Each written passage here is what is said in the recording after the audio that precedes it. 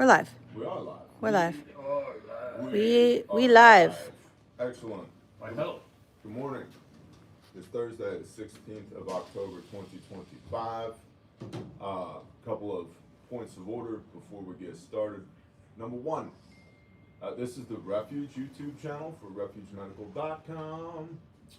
Many of y'all have been here for a long time. Some of y'all are new. Please do us a favor. Share the show. Watch the show. Share it with other people you think need to do this stuff, because that's the way we grow. We all know the YouTube algorithms are not exactly stellar. It's crazy that you say we're live because my phone doesn't say we're live at all. People are saying your 5 by phone 5. says we're- Okay, there we go. Good. Point of order number two. We have audio as well. We have the audio. In 5 days, approximately 120 hours, we will be determining who it is that has won Refuge's birthday present. Yeah. It's at least $2,000 value. It definitely includes an adventure kit from us, which I've actually been using my own adventure kit at home here lately. We'll talk about that in a minute. We need to re-up our supplies in my adventure kit. My wife did the Yes, same we thing. do. Yeah, So yeah, because you use it, right? Mm-hmm. 100%. It's almost like, what if there was like 4 walls and a roof where you could just bring it in and be like, we need one of these, we need one of these, we need one of these. Find that location. Because medical components are consumable items, and they're one of the only preps that you're gonna use before the balloon goes up, bro. You're gonna use in everyday life. In any event, what you want to do is go to refugemedical.com, put in the search bar cake, and for $5 you can get a slice of birthday cake. And for every slice of birthday cake that you get, that's one chance in order to win the adventure kit and plus myriad other prizes at or exceeding $2,000 in value. Okay, so you buy 100 pieces of cake, you got 100 chances. You buy one piece of cake, you got one chance. Okay, Refuge 5-year-old birthday. We're gonna take the training wheels off of, which reminds me, we gotta shoot that content more, not like we've been busy or anything. We gotta take the training wheels off the tricycle for our 5-year-old birthday coming up here October 21st. Thank you to everybody who's been with us for the last 5 years and beyond. It's amazing. 158 lives saved to date, well over 50,000 customers, products on 4 continents, hundreds, thousands of aid-rendered stories. You'll pick a uniform. There's somebody wearing that uniform that's carrying our kits selectively. It's been a blast. I found a piece of paper in my barn a couple years ago that was my inventory. Yeah. And it was, it wasn't like even a full sheet of printer paper. It was like a little notepad Fold it paper. up and No, yeah, it was like, Written on it there. literally said tourniquets, 2, that's chest seals, 4, combat gauze, 3, triangle bandages. Oh, I was rich. I had 7 triangle Ooh. bandages, right? And that's where we started. easy big spender. Well, listen, man, early on, right? And by the way, why do you care on that end? Refugeradical.com. Tommy running to the phone. If you call the store, a real person will answer it, up to and including myself on the rare occasion. Early on, when we were at 205 Dewey Ave, the goal was to get 50 bear facts in backstock. Right, we'll have a working inventory of 50 bear facts. And I remember people saying, that's crazy. How are we gonna get 50 bear facts? There's no way. And I'm like, what do you mean there's no way? It's like, it's just basic math. And you're like, we can't do that. If you gotta tell them to carry the bricks, they're not the ones to build with, right? It's like, yeah, we can. And that metal rack right there, they're like this metal rack. We had one metal rack that had stuff on it. That was our working inventory, was one metal rack. Like, we're gonna double this. We're gonna double it again. And we're gonna double it again. And anyway, did it. It took half a year to get 50 bear facts in back stock, right? Where we got a working inventory of 50 bear facts. Now, shit, that's a slow day around here. Yeah. You know? And in any event, thank you to everybody who's been with us this entire time. buy a piece of cake. It's $5. RefugeMedical.com. I dropped the link in the chat. We're talking about church security today. Ooh. Security. You ever been to church before? Oh, yeah. No way. Grew up in church. What? You did grow up in church. Good for you. Like almost like, is it a diss? Is it like a compliment? No, like I've heard this story before. We've spent a fair amount of truck time together. Yeah. Yeah. you did grow up in church.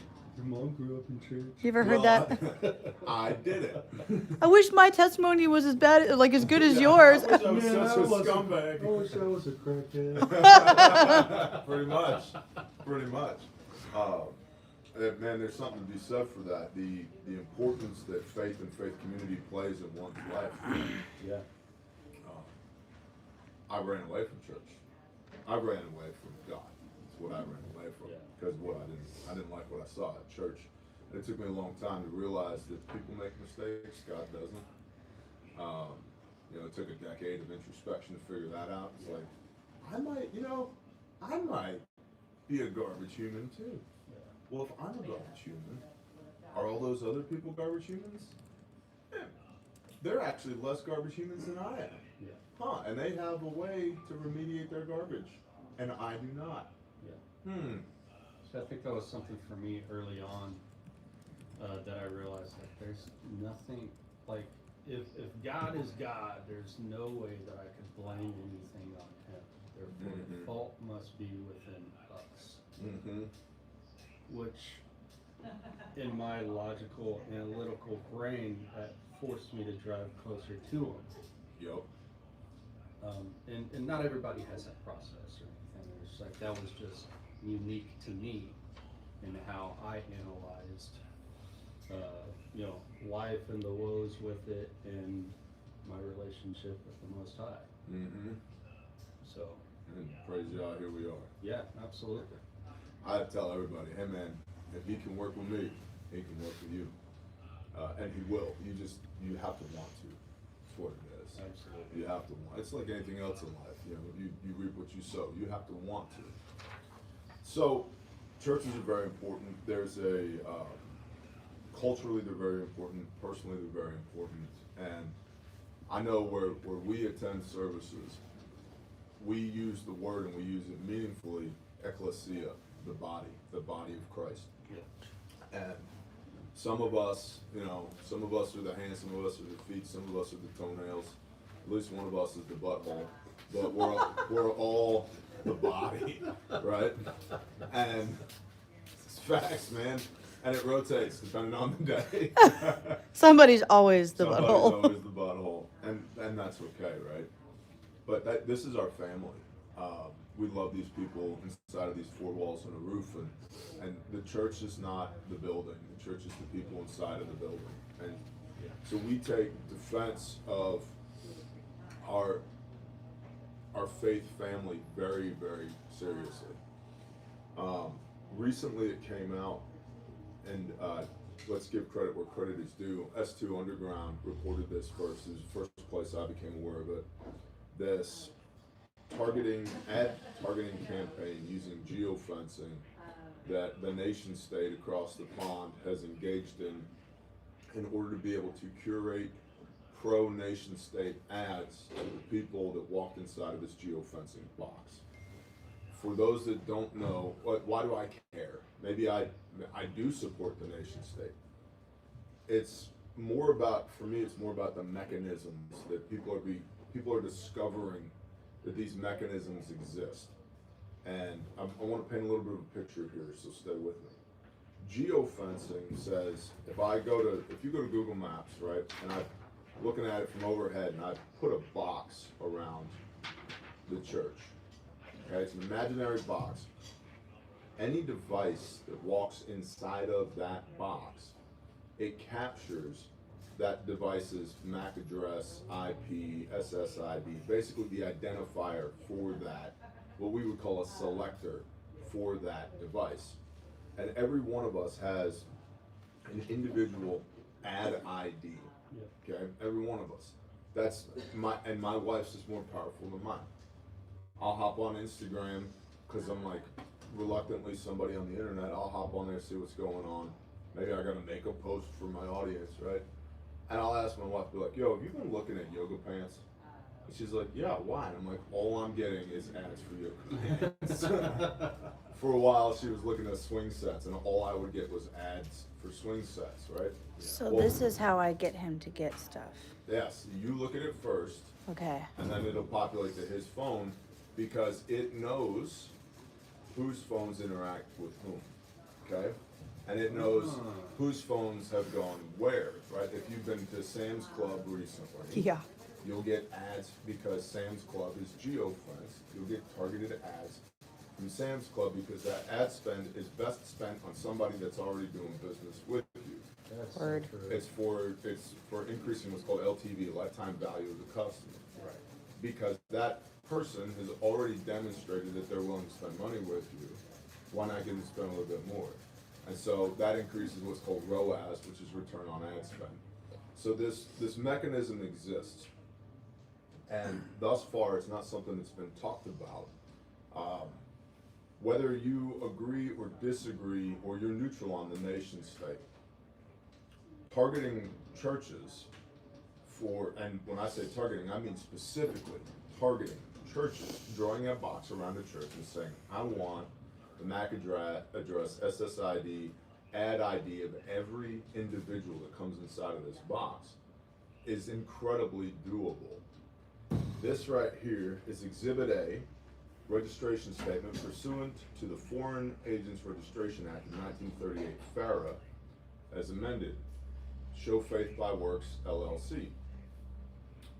Yitzhak Rabin Boulevard, Jerusalem, Kiryat Haloim, Israel. Name of foreign principal, Israel, Ministry of Foreign Affairs. And this, so I've got all their signatures here. This shows what they propose to spend money on.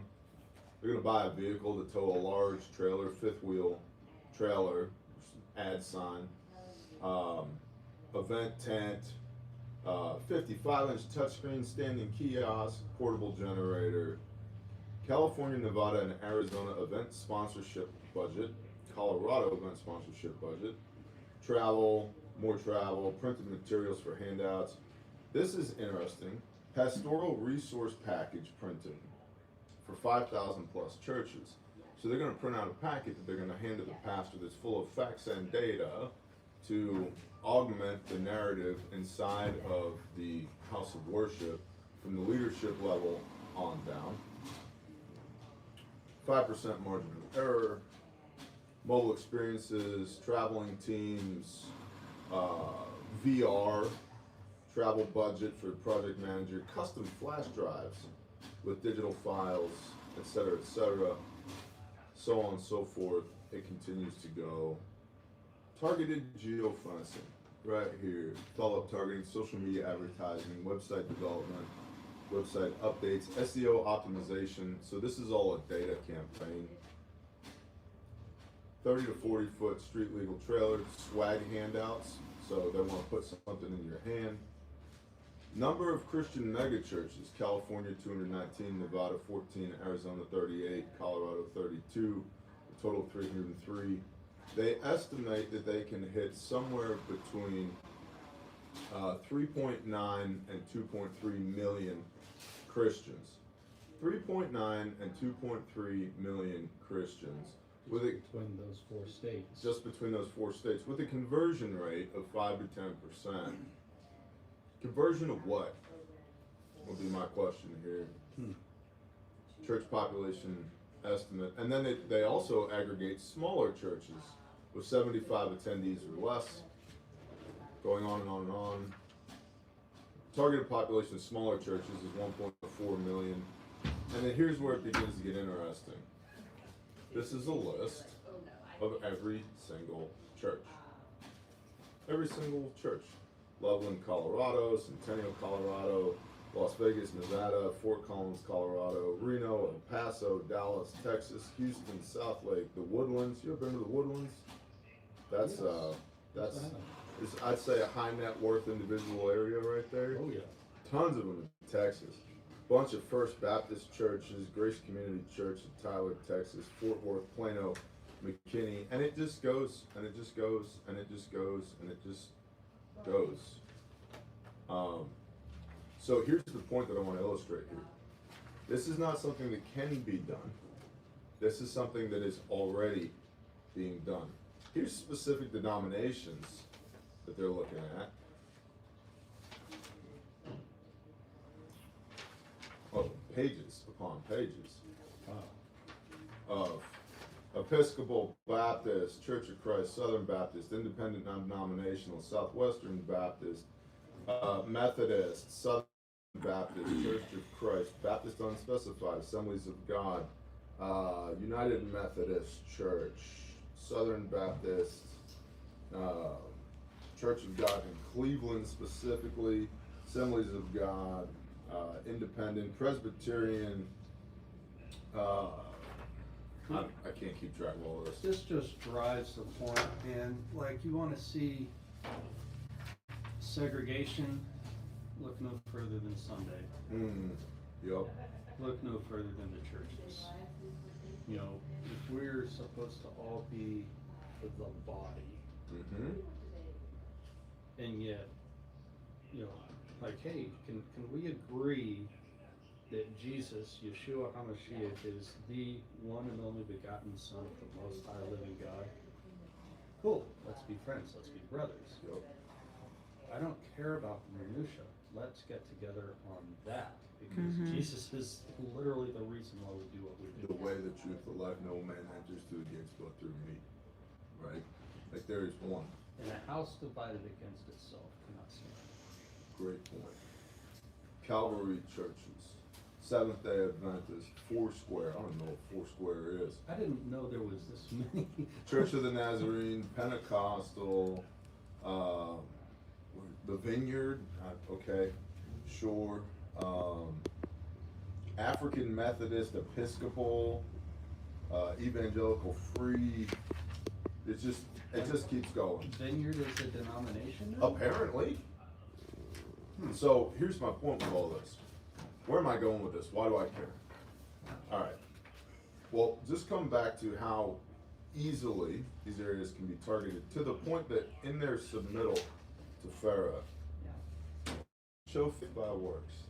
Yeah. Now it's got a cross on it. James 2, I like it. Right there. Remember, this is put together. I got gooses. This is put together by the nation state of Israel. The nation state that doesn't Israel believe Ministry of in Foreign Jesus. Affairs. Yep.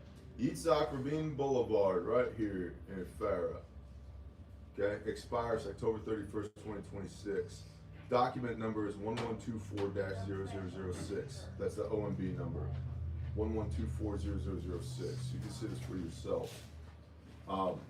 We'll get into activities. It's manipulation at its finest. Activity. The first line of activity: combat low American evangelical Christian approval of the nation of Israel.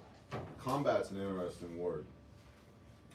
Since 2018, there's been 1,384, since 2018, 1,384 hostile attacks documented against churches since January 2018. 284 this is just for the year 2024. So just last year, 284 vandalism incidents, 55 arson or attempted arson, 28 gun-related incidents, 14 bomb threats, and 47 other hostile acts, to include interruptions or threats or whatever you may have. That's coming from semperveris.com.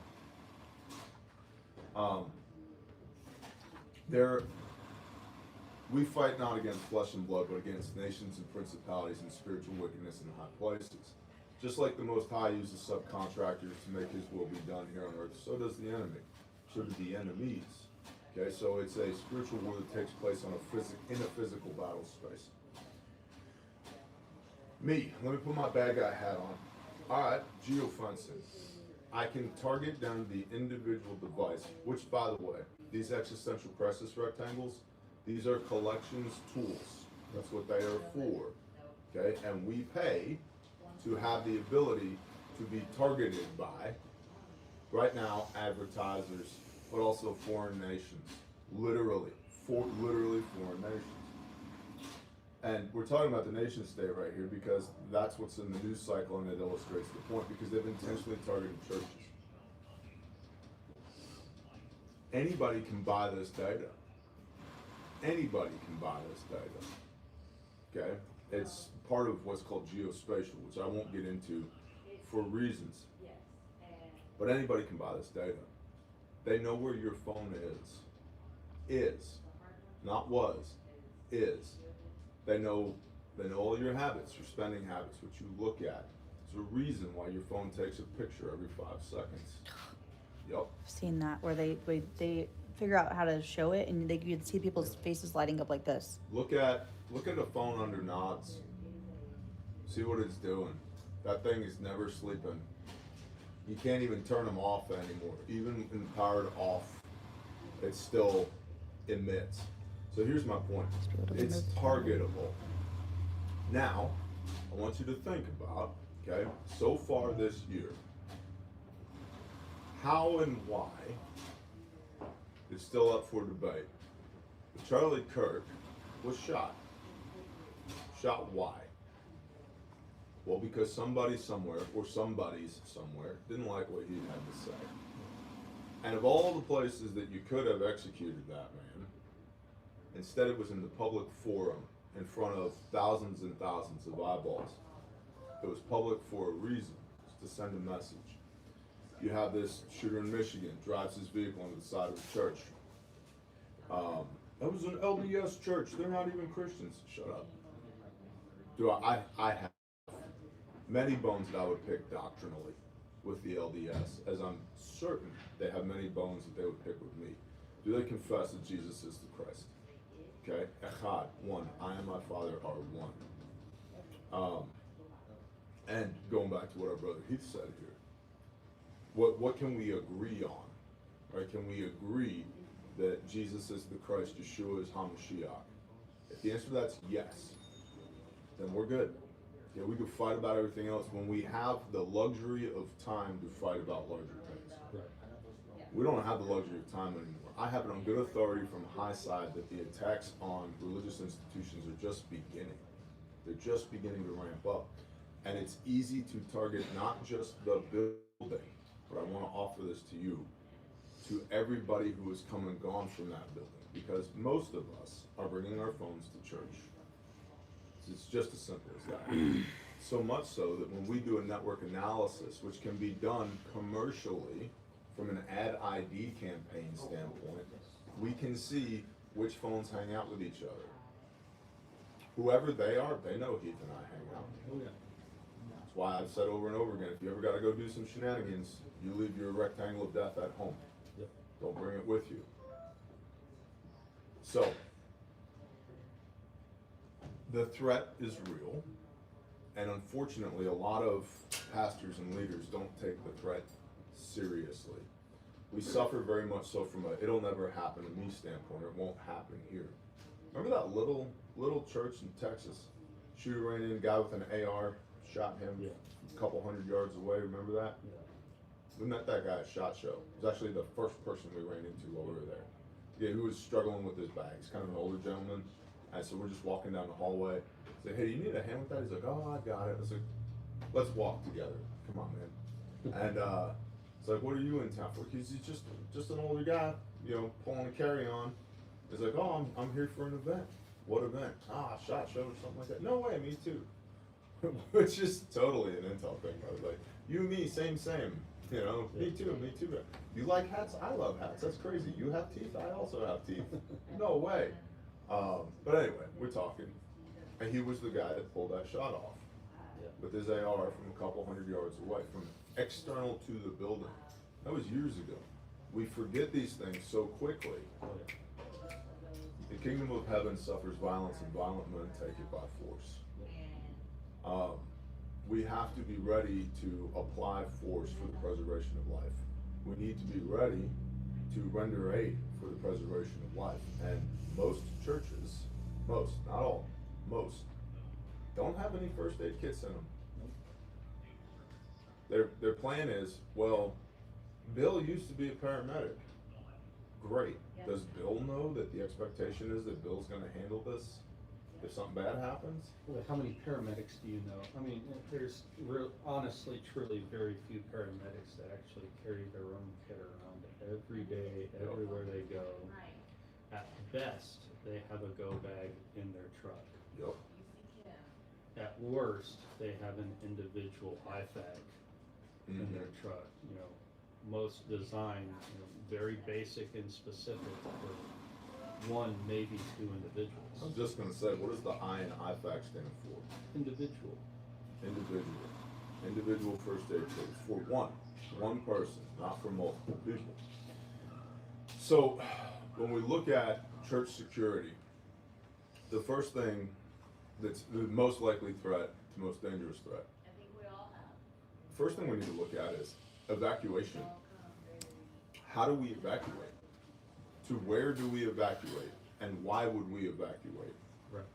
Okay, now, churches run the gamut from, we meet in Phil's barn because that's us, right? This is the place we have available to us to meet in, all the way up to these giant tens of millions, hundreds of millions of dollar facilities that house thousands of people at one time. It's time. I'm offering this to you. I'm also a pastor, and that's as weird to me as it is to you. Trust me, okay? But I have people in my care. I have elders. We have a children's ministry. We have a worship ministry. We have all the normal things going on. They look a little bit different than everybody else's, but that's okay, right? We congregate and we fellowship together in a certain place at a certain time, regularly. You gotta have an evacuation plan. What if there's a fire? What if the power goes out? Yep. Those are very common things. What if there's extreme weather coming? We live in Tornado Alley. What do we do when it's time to go? That has to be, and why do I care that it's orderly? Because I don't want people to trip or fall, somebody to break a hip, kid to break a wrist, we just, hey, guys, we gotta go. Do you have hand and arm signals for, hey guys, it's time to go? I would develop hand and arm signals for, hey guys, it's time to go. Pass it along amongst your key leadership, your elders, your security team. Evacuate. What does that look like? And then drill that. Okay, so that's the first thing we need to have in place, is an evacuation plan. And it shouldn't just be everybody stands in the parking lot, because now what we've done is move the potential targets, the things we care about the most, from inside the building, where line of sight is obscured, to outside of the building, where line of sight is not obscured. Yep. Okay, so depending on the nature of the threat, I don't want everybody bunched up in the parking lot. You ever see the footage of the Las Vegas shooting? Which one? Yeah. Sorry. The one where the guy allegedly with bump stocks shot out of into that concert. I know somebody who was there at that concert and won bump stocks. I'll just leave it at that. And nobody talks about the helicopters that were flying around that had muzzle flashes coming out of them at the same time. Oh my gosh. Yeah, goosies. Okay, you don't want everybody bunched up in the parking lot. It's like shooting fish in a barrel. Yep. So evacuation plan. Next thing is we need a med plan. And the med plan needs to cover everything from, Suzette in the kitchen accidentally cut herself while she was chopping potatoes for the potluck. And you need to contemplate, as Pastor Joe would say, contemplate the unthinkable here. The building is on fire, half of us are still inside, and there's 4 guys with AKs shooting. What's the med plan for that? That's one of the benefits of having people like us come to you, because it's not just stop the bleed. It's not. We need stop the bleed. We need basic first aid. We need CPR, AED for the most likely threats, but for the most dangerous threats, it's not just that. It's chaos. It's loud. People are screaming. People are shooting. So having somebody come in, and whether it's us or anybody else, I would literally, here's a low cost option for you. What I would do is I would have your leaders, your elders, or key stakeholders inside the congregation. You know people that go to other churches. Yeah. You should swap for a service one weekend, whatever day you do services, you should swap. And don't tell the other congregation, okay? Just swap. And red cell. If you don't know what red cell is, red cell is good guys pretending to be bad guys. Okay? It doesn't mean go hot because you don't want the church security team to shoot you. But just look around, just observe. Where's access? Where's egress? What is the med plan? What's the security plan? Where are the fire extinguishers located? And at the fire extinguishers, are there AEDs and bloodborne pathogen kits and first aid kits, bleeding control stations? How many security guys can I observe? How many times could I have done something bad in here? Did anybody interdict me in the parking lot or at the points of entry to the church? And there's this weird balance that we have to have where Messiah is master of the Sabbath, right? It's his day. And if he's the master of it, who am I to exclude somebody from participating? At the same time, have a sword. He who doesn't have a sword sells cloak and binding. At the same time, if a house does not receive you, knock the dust off your feet and move on to the next one. At the same time, who is my mother? Who is my brother? Those who are walking in the commands, who are trying to please the Most High, trying to please Dad, right? So somebody walks in with an AK, that's not our brother, and that sucks. But I gotta protect those inside the building who are my brothers and my sisters, okay? So, swap for a weekend. Red cell. I'm gonna come to your congregation, you come to mine. Don't tell anybody else. And then we're gonna compare notes. And then you and me are gonna go to my leadership. And then me and you are gonna go to your leadership. Say, hey, we love you, comma, this is what we found. I could have done this, this, and this. I got pics of all of this. Here's this, here's this. Pressure tested. You need a med plan. Sorry, I'm doing most of the talking today. I'll shut up No, for a it's minute. fine. You need a med plan that addresses everything from minor injuries to major catastrophic mass casualty events. Yeah. And you need to contemplate the unthinkable because it's not, we were talking about this, we were recently camping for the Feast of Tabernacles. And we were in a public campground and it's like, somebody drives in here after dark, we don't know who it is. What's the most likely course of action? They're gonna look around, they're gonna go, hey, all the campsites are full, maybe use the potty while we're here, and they're gonna drive back out again. No factor, no threat. What's the most dangerous course of action? People started raising their hands. Most dangerous, they start shooting. Okay, yeah, that's like kindergarten level most dangerous. Yep. One guy hops out and starts shooting. Okay, amp it up. 2 guys jump out. 4 guys jump out and they start shooting. That's a much different problem than 1 guy. How about 2 trucks with 8 guys just down the hill. They all pile out and just start coming up and sweeping. Yeah, and the first truck when it comes in isn't driving on asphalt, it's driving through people's tents where their children are sleeping. Right. And when 4 guys get out and start shooting from it, the truck then explodes. And all that's the diversion from the primary force that's coming up 90 degrees off the bat in an L shape, sweeping up the hill. And, oh my gosh, that's terrible. And they're only shooting adults because their goal is to keep the children alive so they can stuff them in the van and drive out of here. That's a much different problem. Now, what's the likelihood of that? As you increase in complexity, you decrease in execution, 100%. right? And what's the likelihood of that based upon the intel? Essentially 0.0%.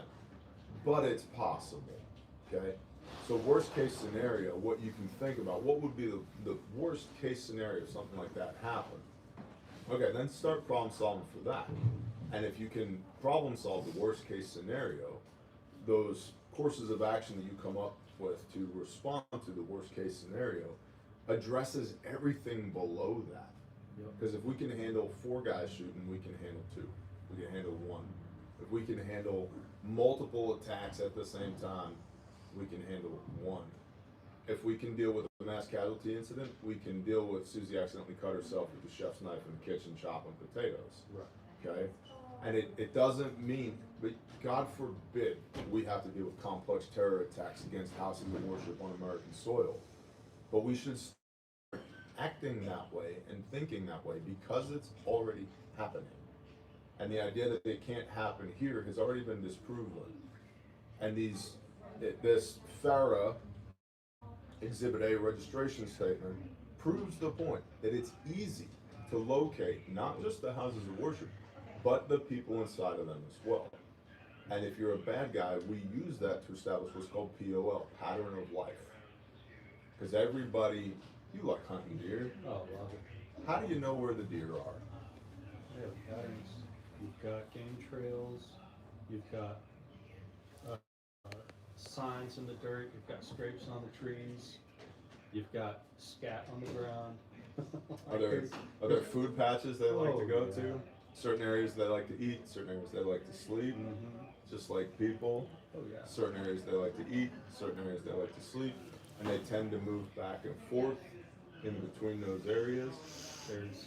There's literal highways in the woods that they would frequent. And you can get enough area familiarity to know the sign between different deer. Yep.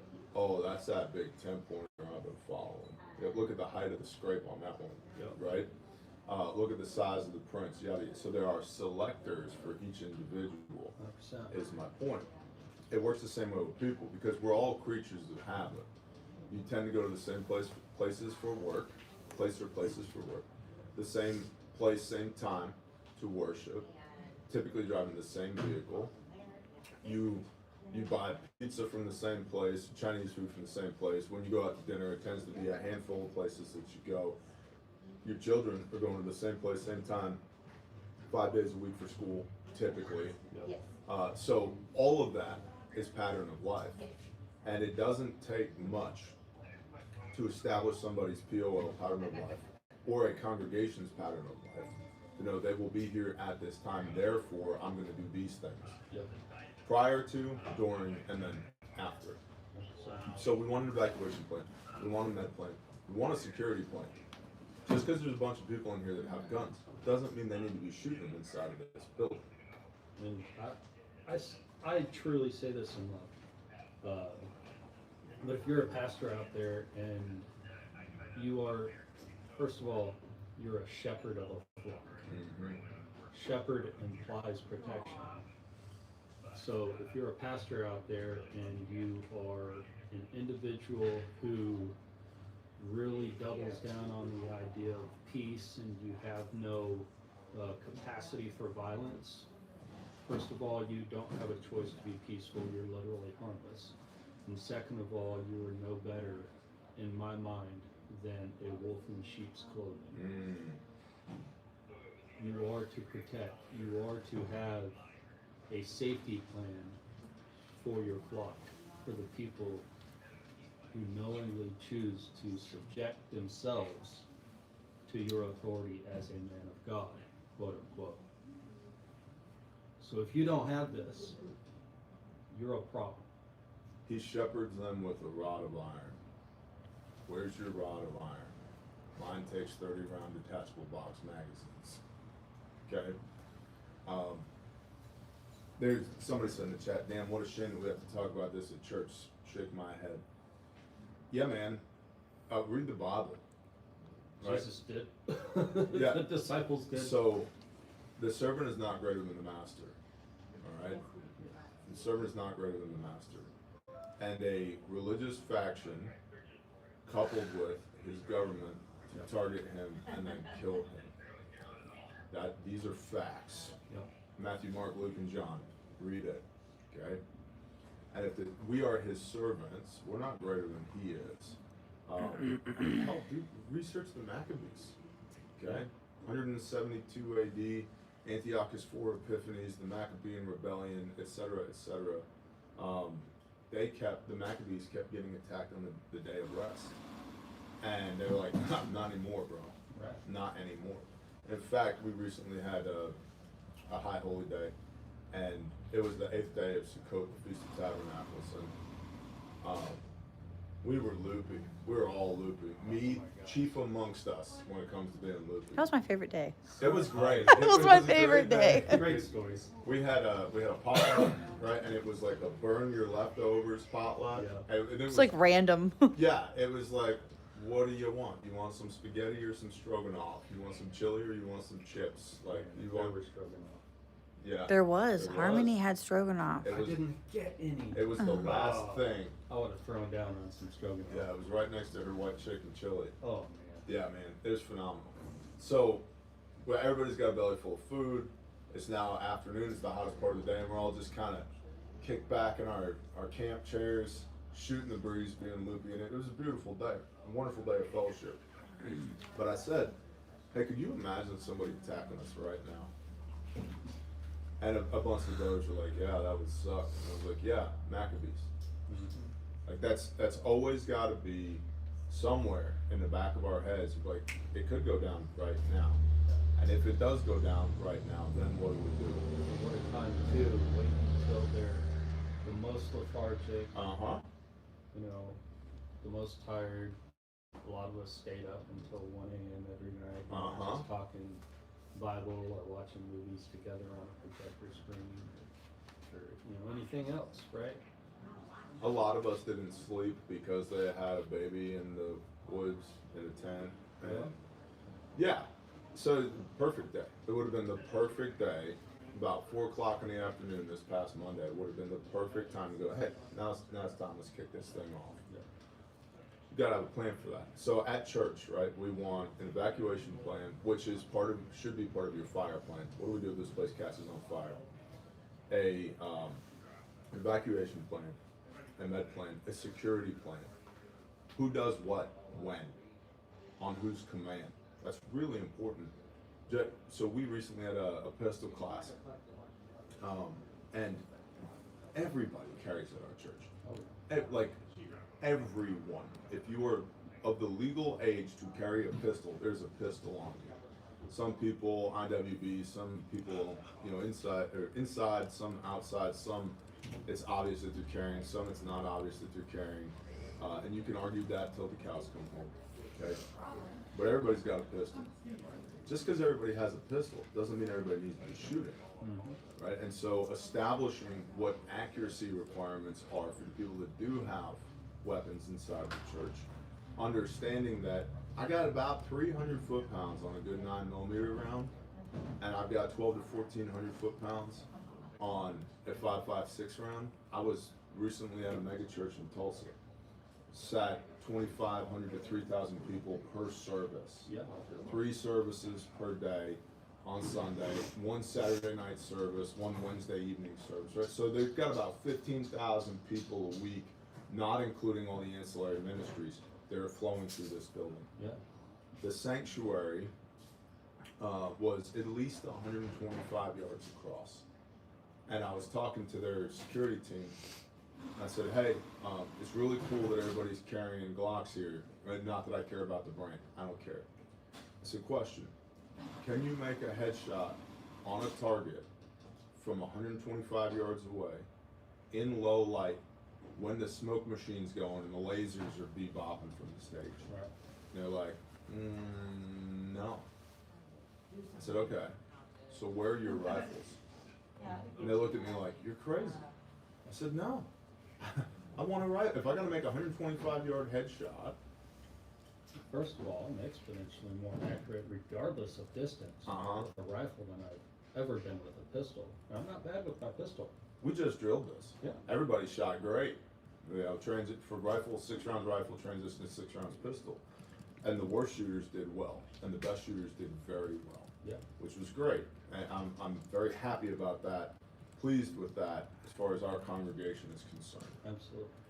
Dude, 125 yards on a moving target, and now your heart rate's up, not testosterone, but adrenaline's going, hopefully testosterone too. It's a complicated shot to make, and here's why that matters. And with what ammo? Hopefully something frangible, something ballistic tip, because we don't want over penetration. Because if you miss, you've shot one of the congregants. Now, for you at home, here's your drill. Go to the range, get a paper plate, 8-inch paper plate, head and thorax. It represents either of those. Yep. Get an 8-inch paper plate, go back to 10 yards, and just say, shooter ready, shoot. And everybody who's carrying a gun at church, watch them shoot that paper plate. From 10 yards, 30 feet away. From here to the wall. Yeah. Okay? And can they put that magazine into that paper plate? Static, no pressure or low pressure, daylight. And if they can, in all the best conditions. Yeah, they're not gonna get better under extreme conditions. Yep. Right, and so it's a diagnostic tool to see who should be shooting at bad guys if a bad guy walks in here, and who shouldn't be shooting at a bad guy. Absolutely. Because, and what do we do with the guys that they have the gun, they want to be part of the security team, but they can't shoot?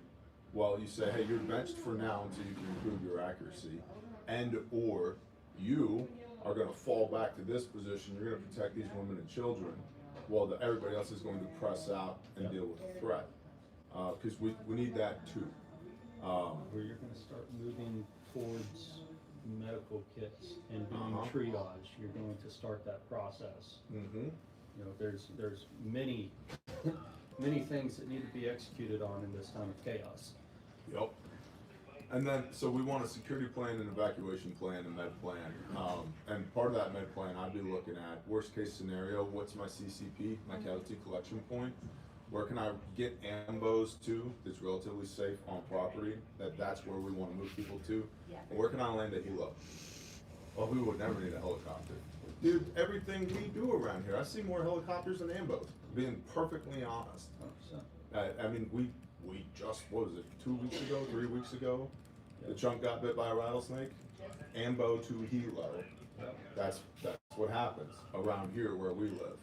But so much so that in wilderness, we talk about how do you load patients on helicopters, because you're probably gonna need to put a patient on a helicopter.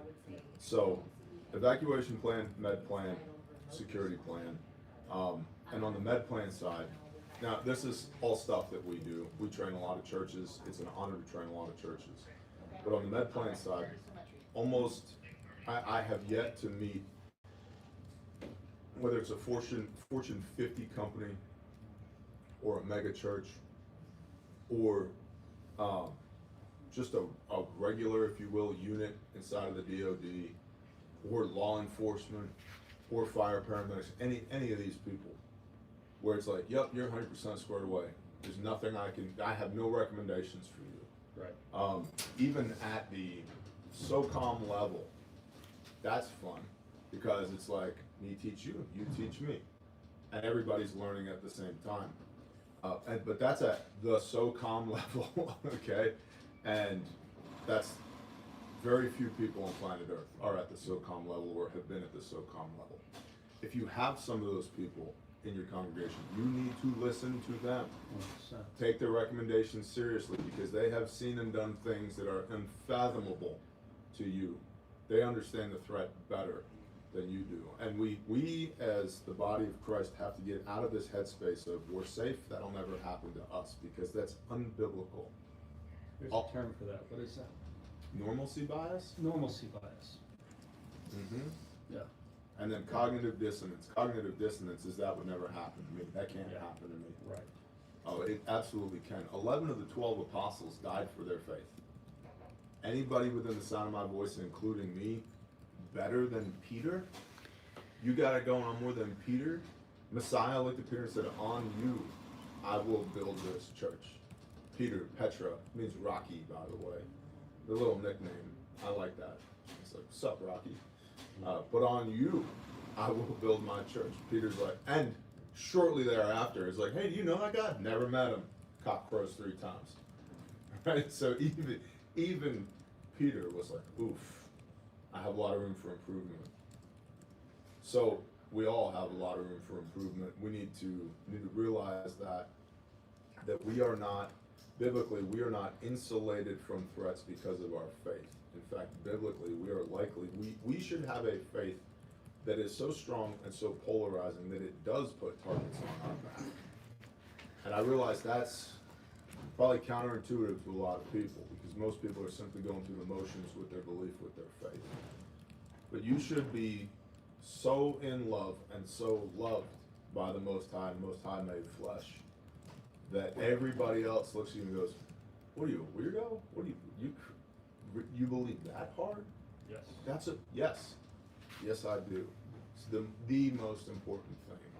Right? Think about, because it's a relationship, think about your significant other. You should be so in love with your significant other that all the other unhappy couples feel the need to talk trash behind your back about you.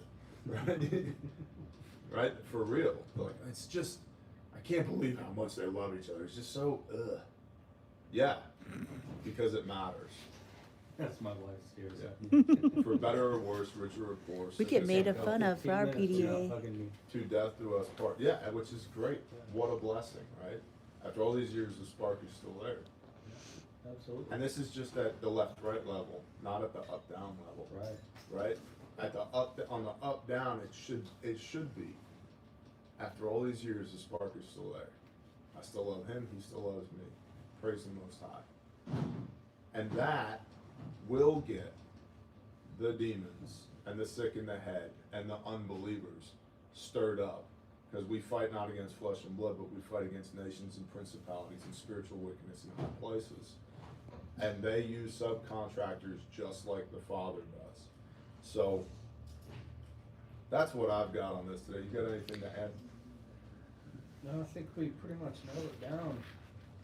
Ryan? We had a question.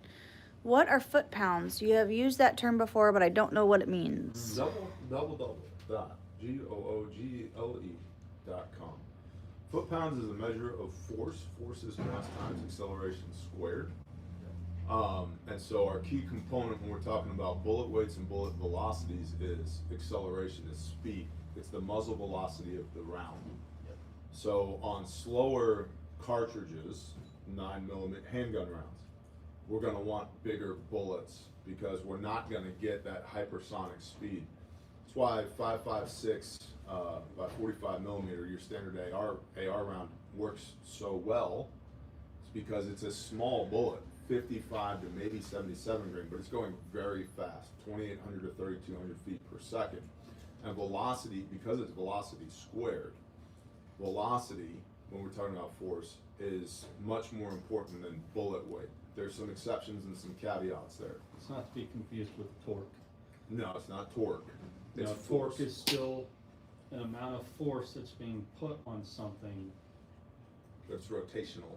but it's not the same. We're talking about, when I say foot pounds, we're talking about the effect that a bullet has on target. Okay, and so it's force. How much, when that bullet hits, how much force does it convey to the target? And there are better and worse rounds for that as well, because a lot of what are called FMJ rounds or full metal jacket rounds will go through the target, not into the target. It is referring to the ideas of kinetic energy upon impact. That's why we use expanding bullets, hollow points, and ballistic tips, because they dump as much energy into the target as possible. Yeah. The sheep that we ate 2 Mondays ago, that was one of my sheep, per usual. And I do a fair amount of ballistics live flesh training because I ate a fair amount of sheep. And I got down to one knee, and I shot that guy from about 80 yards away with a 5.56 ballistic tip. And before his knees buckled, he was clinically dead. Okay, 100%. and so that round works. That's why rifles, they put a lot more force on the target than a handgun does. 8 in 10 people shot with handguns survive. It's part of why when people ask me about PCCs, pistol caliber carbines, you see a lot of, there's a big trend right now in the PDW, personal defense weapon, which is a pistol with a stock and a red dot on it. What do you think about this, Barry? Foot pounds. It's not enough foot pounds. We need more foot pounds. We need more force on target, because when we get into handgun calibers, 8 in 10 people shot with handgun calibers survive, including I've seen people shot in the head with handguns and they lived. So Skull's pretty thick. yeah, it is. And if, depending on the round, Yep. and what happened to that round before it impacted the person's head, and at what distance, because that's a whole nother, going back to the 125-yard shot inside of a sanctuary. Well, if I have a PDW, I've now got a stock pistol with a red dot, I can make more accurate hits out to 125. Cool. When the bullet gets there, because it's losing velocity, it's losing speed as it travels through the air, physics, friction. So Yep. the most energy it's going to have is at the muzzle, right there at the very front of the gun. And then as the bullet flies through the air, it goes slower and slower and slower. Bullet weight is consistent, but because velocity is dropping, the amount of force that the bullet has it's the most closest to the gun. And the further you get away from the gun, the less energy it has on target when a bullet gets there. And then there's a whole nother thing when we talk about expanding bullets. Many of those are velocity based. And so if we get too far away, or the bullet never achieved the appropriate velocity in the first place, you don't get reliable expansion of the bullet, which means you're not transferring those potential foot-pounds into the target. So we carry handguns because carrying rifles around is kind of frowned upon right now in society. But the handgun, to quote Clint Smith, is to fight your way back to the rifle that you never should have set down in the first place. Because the rifle is just simply more effective and it's easier to shoot than a handgun is. Absolutely. So, that being said, can you put bad guys down with a handgun? Yes, but it takes accuracy. It takes accuracy. That's part of why 8 in 10 people shot with handguns survive, because they're not hit in the central nervous system, they're not hit in vital organs, they're not, frankly, hit in the terminal T, in the eye box right here, where the skull isn't thick, where the brain and the brain stem is right behind that. So that's foot-pounds. It's a measure of force on target, and it's a function of the bullet weight and, more importantly, the velocity of the bullet. We want as much force on target as we can get. Cool. Cool. We have lots of classes coming up. We do have lots of classes coming up. Coming up here pretty quickly, there's a few seats left for this. October 26th and 27th is the Responder Series.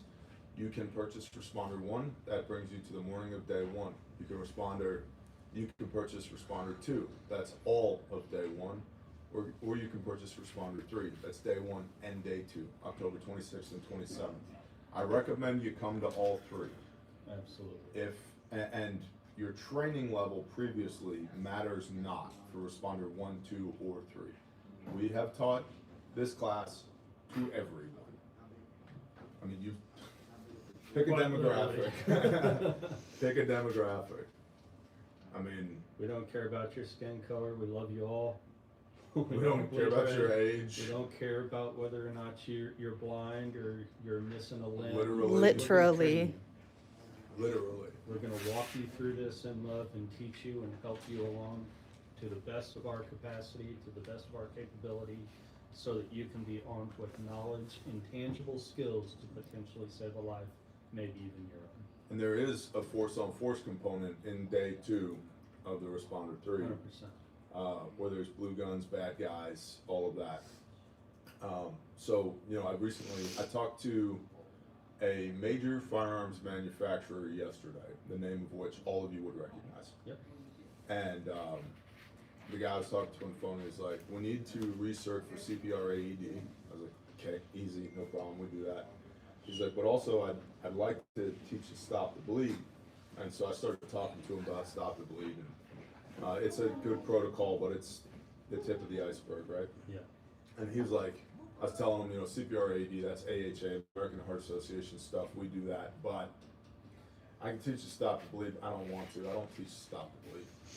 But like, we teach civilian tactical medicine. And so we teach the context in which you need to employ Stop the Bleed, and not just massive hemorrhage, which is what Stop the Bleed is, but also airway management, respiratory management, circulation management, head injury, hypothermia, expose, evaluate, evacuate, elevate, all of which we have to have security and scene safety first. So we teach all of that in context. And he's like, I actually used to be an AHA instructor. He goes, honestly, I hated it. I was like, why? He goes, because the students were just, most of the time, they already know this stuff. Well, I'm just forcing them to sit through a PowerPoint and pencil whip them. I was like, yeah, this is not that. He's like, okay, I'm interested. So I quoted a responder class from him yesterday with a CPR AED bolt-on, which is super cool. That being said, it doesn't matter, ideally you're going to church, right? You're a member of the body, right?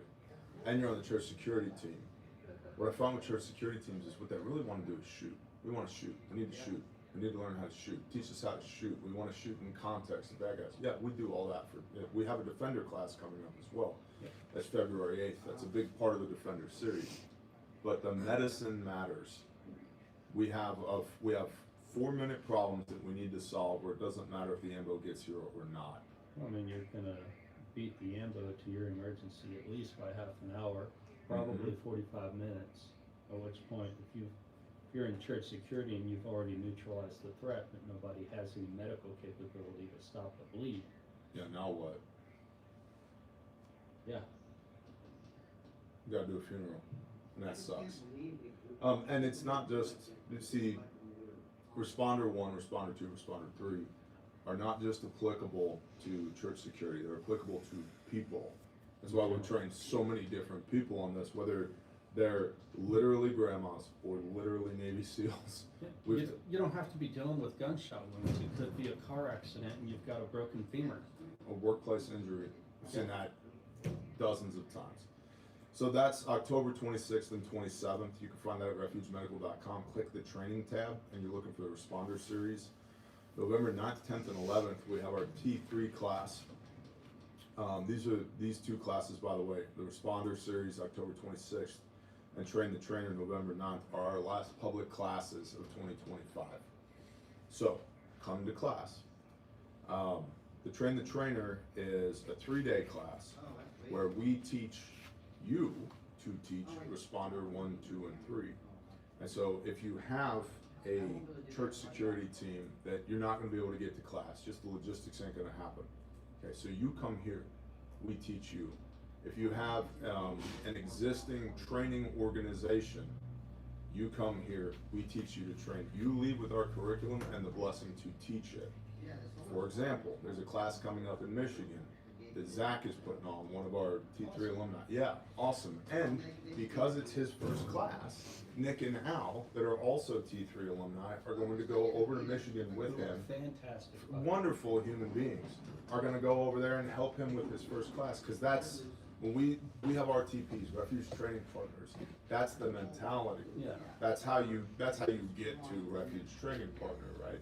Because these are good people that are out there for the preservation of life, to teach people life-saving skills, and they're mutually supporting, and this is what I love about it, without having to be told to do it. Yep. They're just doing it because it's the right thing to do. And so if you want to not just learn the curriculum, but learn how to teach the curriculum, and more importantly, the physiological aspects under stress that the student experiences and why that matters to establish a good baseline for them in training, which is a huge part of what T3 is. That class is November 9th, 10th, and 11th. And like I said, you leave with our curriculum, which you can either use as a standalone or as a bolt-on to what you're already doing, and our blessing to use it. And that's really important because this is our intellectual property that we've spent 6 years developing and refining, and it's updated over and over and over and over again. So, and in fact, this year with T3, I'll be doing a module specifically on prolonged field care because TCCC and TECC assumes the golden hour. It assumes we have 60 minutes to get from point of injury to a higher level of care. And that is going away societally in the United States of America. It's absolutely going away on modern battlefields, Ukraine, for example. Yep. So we need to know PFC, prolonged field care. Yes, Robert? What are the prereqs for T3? You have to have come to at least one class with us as a prereq for T3. Now, sometimes, on occasion, people will reach out and they'll say, hey, here's my background, here's my creds, this is what I've done, I've not been to class with you before. Okay, then you need to get you need to contact us. You need to watch our webinar. Okay, we have a webinar that's out there as well. If you can't come to class, it's $99. Watch the webinar so that you're familiar with our curriculum, familiar with what we'll be teaching and how we're teaching it, and then on a case-by-case basis, you can come to T3. But you got to know the curriculum so I can teach you the curriculum. You got to be familiar with the curriculum. And it's drinking from a fire hose. And one of the other things with us as well is you'll find most classes have an instructor and 20 to 25 students. That ain't us. If you came to Wilderness, we had 24 students. How many instructors do we have? 6. We had 6 instructors. 6. So our instructor to student ratio is always high, and that's done intentionally. And part of that too is there's so much fire hose to get you to drink from. I need help manning the hose, right? And it's nice to be able to say, hey, you take these guys, go over here, Mike, you take these guys, go over here, and delegate, because there's a lot of moving pieces to this.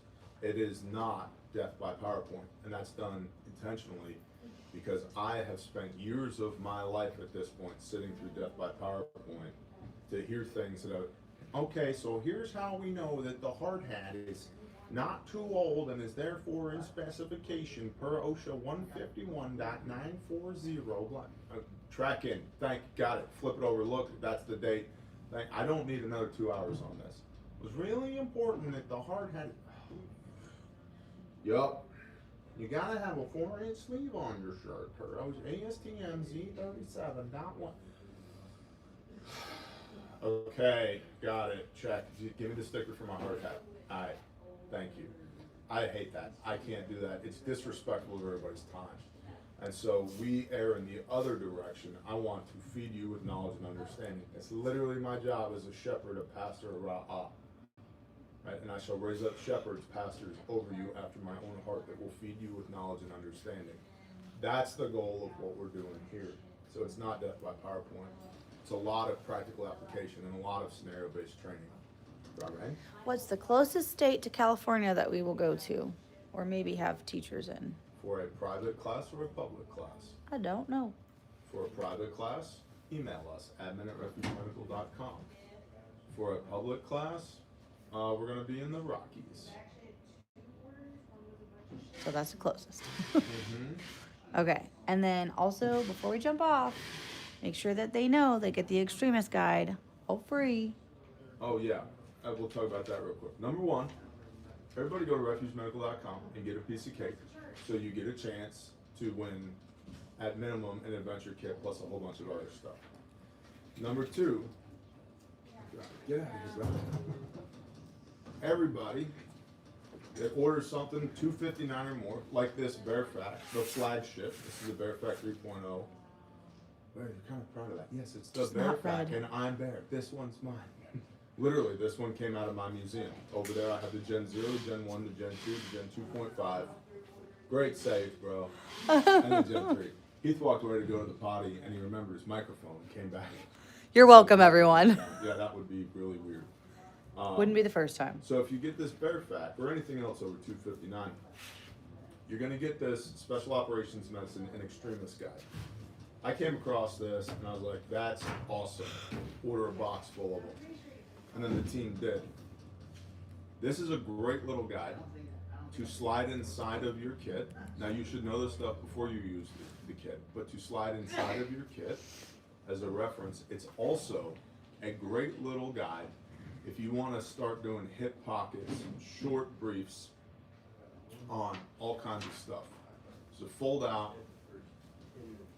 This is waterproof, printed on plastic, fit in the back of your kit, and it's covered with checklists and graphics.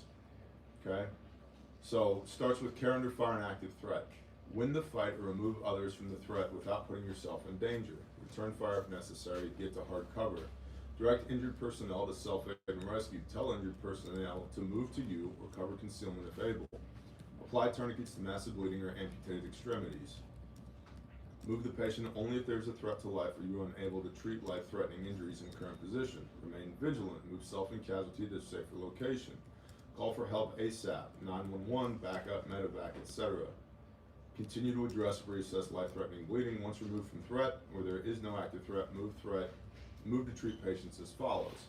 Okay, and that's just that one little panel right there. And you've got massive hemorrhage, massive bleeding, airway, respiratory, circulation, hypothermia management, head injury, and evacuation prep.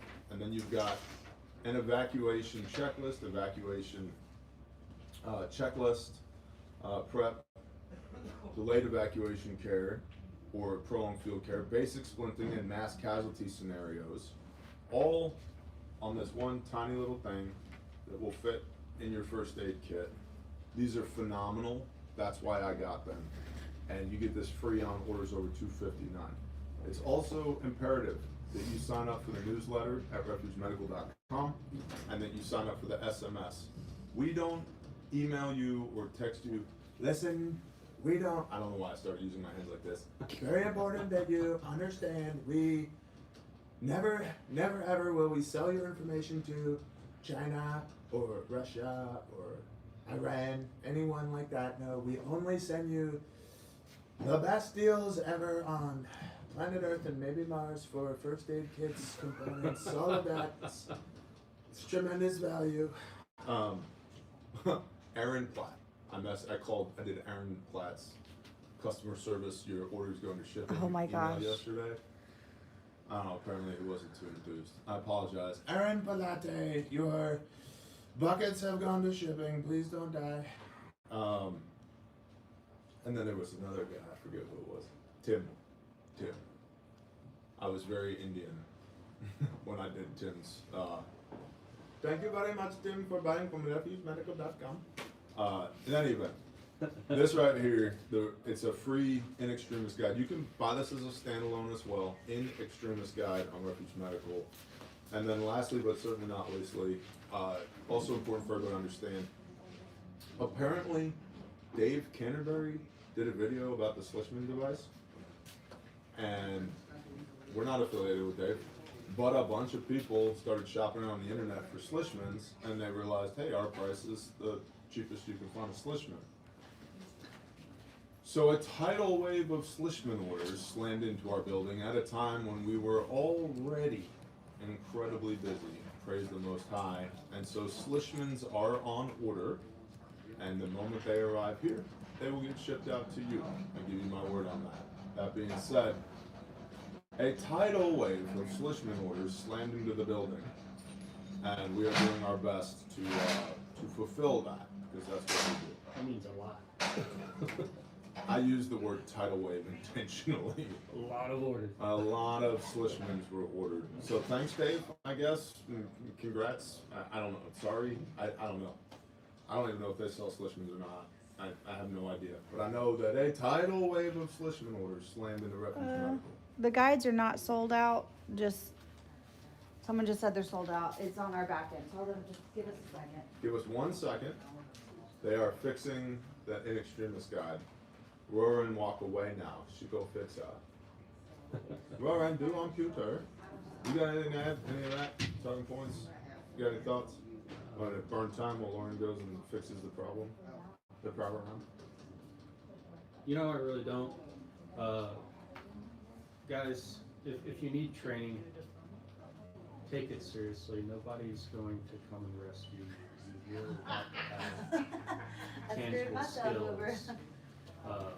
Whether it be in firearms training, whether it be in self-protection, or just basic medical aid, you need to take that seriously, because it's on you. And God forbid something happens, you know, nobody's going to beat you to your time of chaos. We have no resupply. Like, there's all of these different things that goes into play with this idea. But like, you have to take your preparedness seriously. Yeah, you'll be at 100% of your own emergencies. 100%. As simple as that. You will always be there at your emergencies. And here's the thing, we see this so many times, and it doesn't matter the background. It doesn't matter who it is that you're working with, whether it's the civilians, fire, paramedics, EMS, law enforcement, oh my gosh, law enforcement, church security teams, DOD personnel. Yeah. Everybody thinks like, well, I'll just figure it out. And you put them in a scenario and it's like, that was terrible. I did terrible. I mean, there's been quite a few people that have had such a strong emotional response to scenario, and it's part of why we have a strong, a high student to instructor ratio, or instructor to student ratio. So I can say, hey, can you take this person, go over here and just counsel with them for, just 30 to 60 minutes. Some will come out of scenario in tears. Some are just like, deer in the headlight look. I've had a handful of students, almost legitimate, like one of them fully had a panic attack. Where we have to come through and breathe, talk them down, and help them realize that the stuff that we're training literally does happen every day. It may not be right in front of you, but it's happening somewhere. Mm-hmm. And that's just the unfortunate reality. So we want you to be able to work yourself through that scenario, work yourself through that situation so that you can actually respond appropriately and not get yourself into what is called paralysis by analysis. Yeah, condition black, where the prefrontal cortex doesn't work anymore. Yeah. And these are not super high speed scenarios.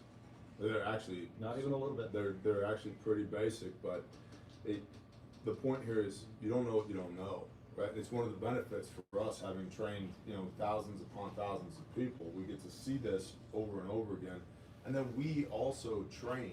I spend about 60 days a year on average getting trained by other professionals. We're doing a training Monday? Yeah. Yep. We have a class Monday. So in any event, you don't know what you don't know. You do not rise to your level of expectation. You fall to your level of training. And what's super cool for me is we've had a bunch of people who have come to class and then gone on to save a life after that. Yeah. And then they'll write in there like, it was actually not that bad. Like the training was more intense than the real thing. It's like, good. Perfect. Good. That's exactly what I want. That's called stress inoculation, right? And so when I see it for real, you don't freeze and freak out and go, I don't know what to do with my hands. I want to fix that here where the barrier to entry is not an actual life lost. Right? Evan is here, and we have classes coming up with him. We actually have a full training week scheduled. 6 days. That's, I'll tell you what, man, if you got the time, I've got the training for you.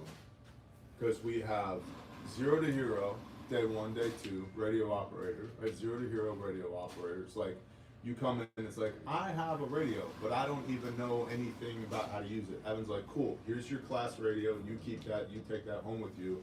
We're gonna spend the next 2 days teaching you how to operate this radio, program, transmit, all different power modes, all of that with scenario-based training, right? It's part of how we and Evan, we mesh so well because it's scenario-based training. Right.